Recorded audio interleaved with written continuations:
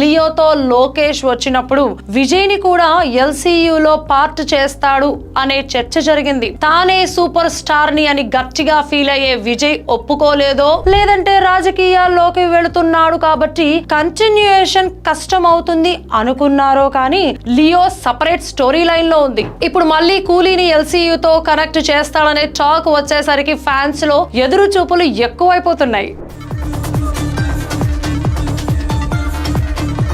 ఈ మధ్య ఎప్పుడూ చూడనంత భారీ మల్టీ స్టారర్ కూలీ. రజనీకాంత్, నాగార్జున, అమీర్ ఖాన్, అబ్బో ఇంకా చాలా మంది స్టార్స్ అని రంగంలోకి దించాడు లోకేష్.